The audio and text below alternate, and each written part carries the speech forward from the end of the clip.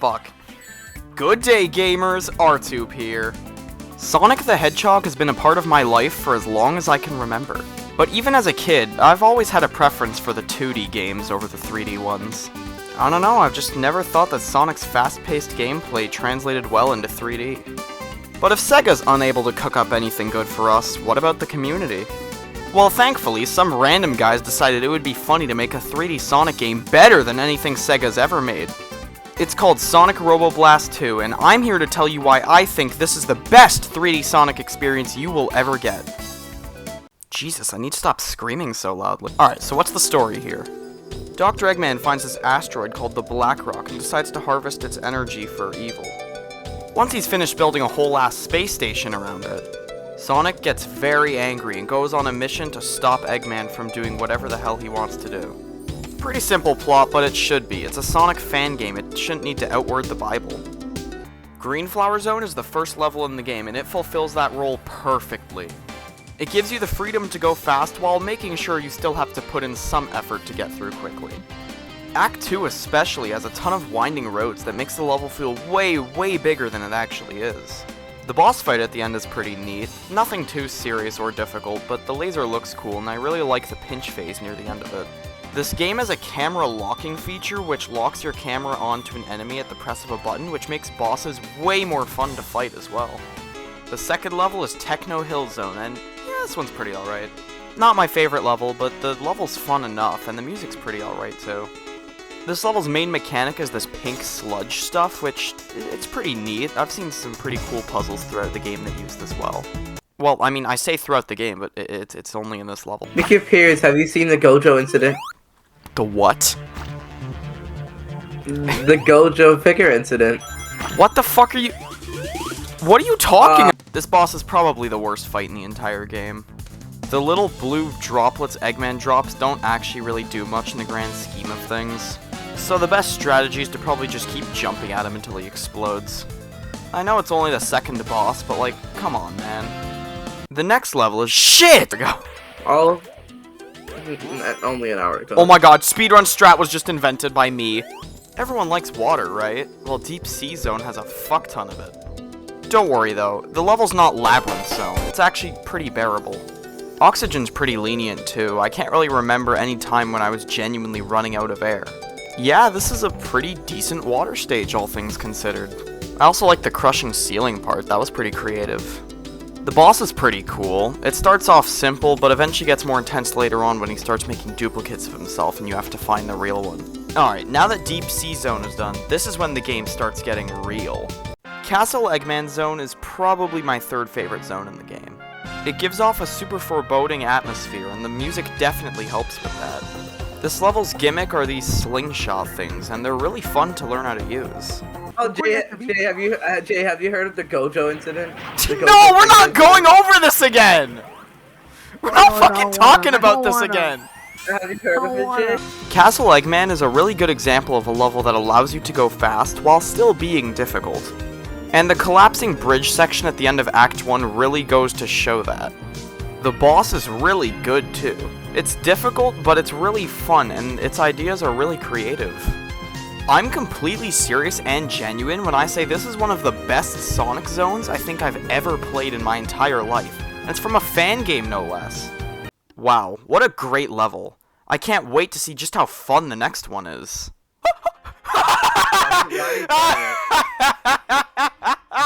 Hey, look, it's Arid Canyon Zone, everyone's favorite.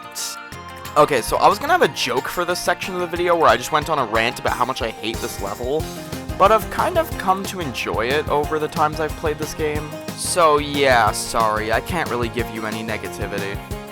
But I know someone who can. Alright, I stopped FL Studio to this. Arid Canyon Zone 1, 2, and 3 deserve to be locked in a cell and throw away the key. There is no explanation as to how annoying Arid Canyon Zone is, because just like the levels, you'll be at a loss for words. Anyways, to put it blank, these levels suck, and Arid Canyon 3 is just the boss.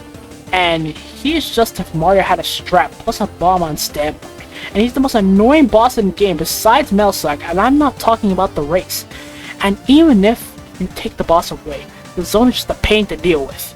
You will have a nice day strolling through the zone Act 1, and then all of a sudden some random Knuckles wannabe from Sonic 3 and Knuckles shows up from the ground and starts constantly attacking you with no sense of his own to leave you alone. And if you don't have that to deal with, if you're not paying attention to where you're going, you will get lost with a 10% chance of ever returning to the original path you were on. And that's just the start and middle part of Act 1.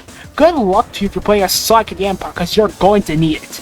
Basically, you will find a part of the zone really close to the end where you have to constantly swing from conveyor belt to conveyor belt like a Dollar Tree version of Tarzan. And I send my prayers to anybody who got this part with 1 life, because you're gonna need it more than just a prayer, let me tell you that.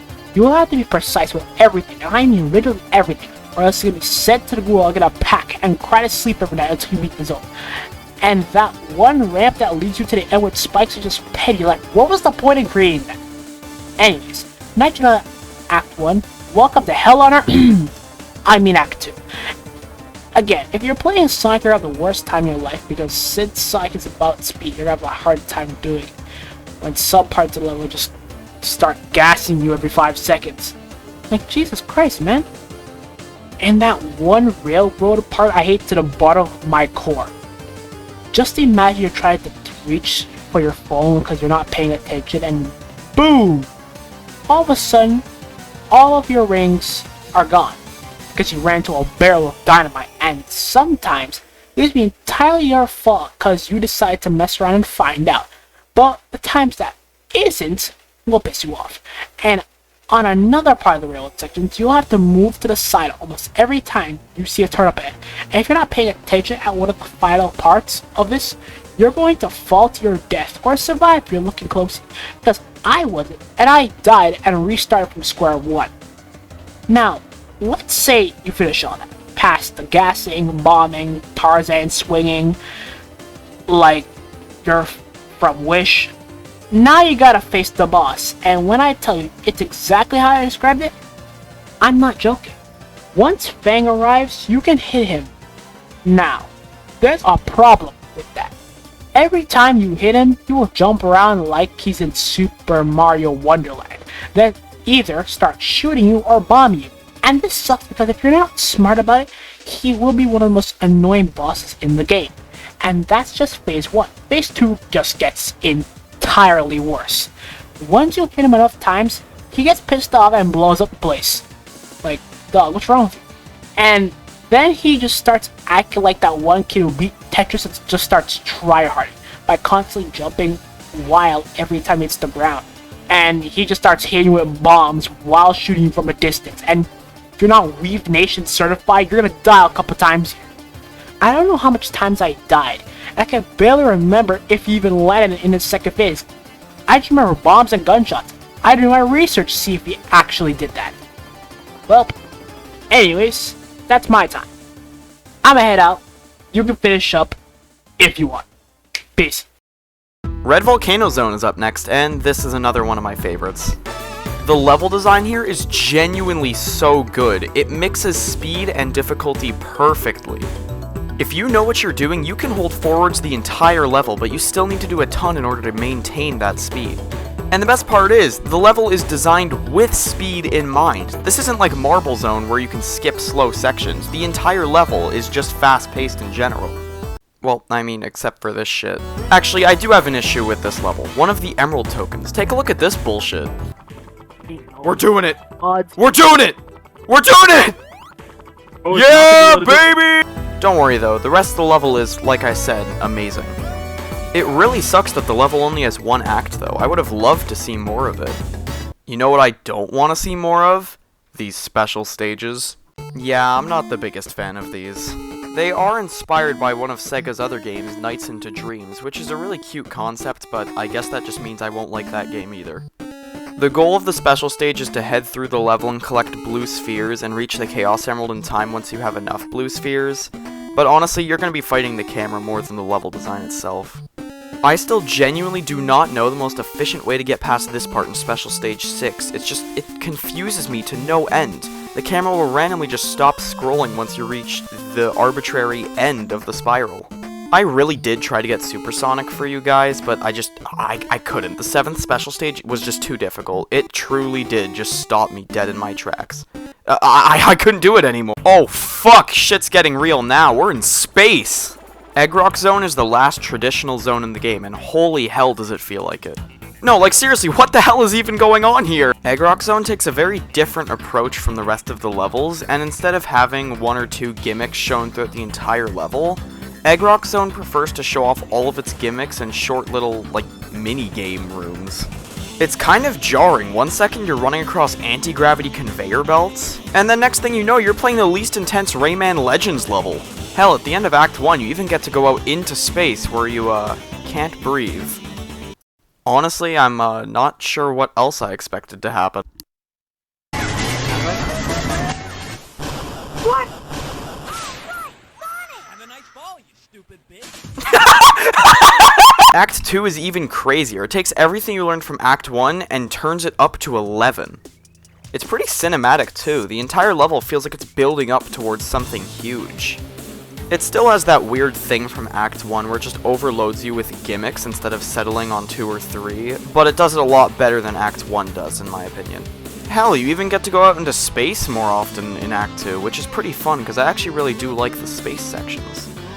However, it's not long until Act 2 is done, and instead of going to Act 3, you head to the final zone in the game, Black Core Zone. Black Core Zone is a boss rush, and your first opponent is Metal Sonic.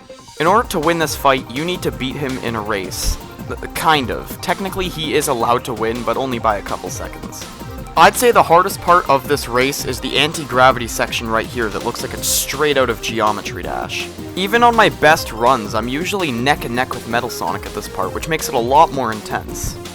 Thankfully, you're the real Sonic, which means you will eventually beat him. Strange, isn't it? But you aren't done with Metal Sonic yet. No, you still have to fight him one-on-one. Or, well, if Tails is with you, I guess it's a 2-on-1. This is a pretty cool fight. Not my personal favorite Metal Sonic fight from any Sonic game, but it's pretty neat. I like his cool little plasma ball things. Yeah, there's not really much I want to talk about in this fight. It's just a cool fight, trust me. Eventually, you'll defeat him, and then you're on your way to the final boss. Black Core Zone Act 3 is a final boss against Black Eggman. Very interesting name. And yeah, he's a pretty good final boss. All you really need to do is dodge his attacks and lure him into these green beams that come from the ceiling so that you can actually attack him. But it's still a very, very good fight and feels very climactic. Hell, eventually he even takes down the walls around you, making it much harder to land hits on him safely and avoid his sniper attack. Unfortunately, there's not really much else to say about this fight. It's one of those fights that you really have to play it to understand how good it is. Eventually, you'll defeat him, and then this cylinder will come from the sky. You have to quickly get in it before the entire arena crumbles. At least, I think that's what happens. I've never had it happen to me. Congratulations, you escaped the Black Core, and by extension, the Egg Rock, just in time. And that's it. That's Sonic Roboblast 2. There are technically more levels to talk about, but I haven't beaten all of them yet, and I mainly just wanted to talk about the main story levels. But wait! There's more. No. Level design is cool and all, but where it really hits in this game is the music. This game's soundtrack is a masterpiece, and I cannot think of a single song in this game that is bad. Every single song not only slaps, but also fits the situation perfectly. Here are some of my favorites.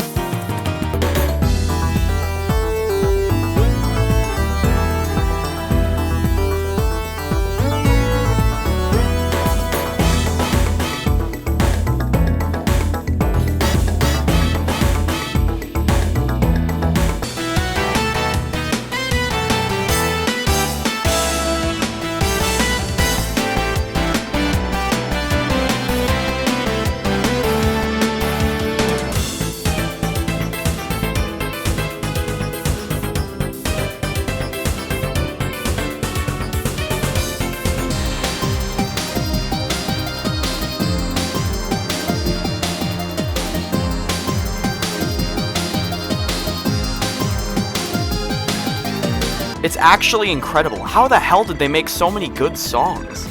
Even the bonus stages have good songs. You're listening to the Haunted Heights theme right now, and I think it's also one of my favorites, despite it not even being in the main story. Keep in mind, this is a fan game, and they're putting out bangers like this consistently.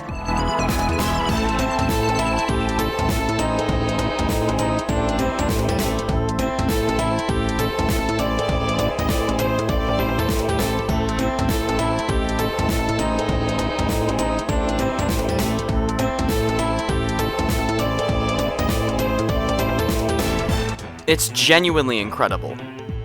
There's not just extra levels either, there's a ton of other extra stuff, like 6 playable characters from what I remember, a multiplayer mode, a Knights mode. It's amazing. Like, this is a fan game, and there's more content than there is in most official Sonic games.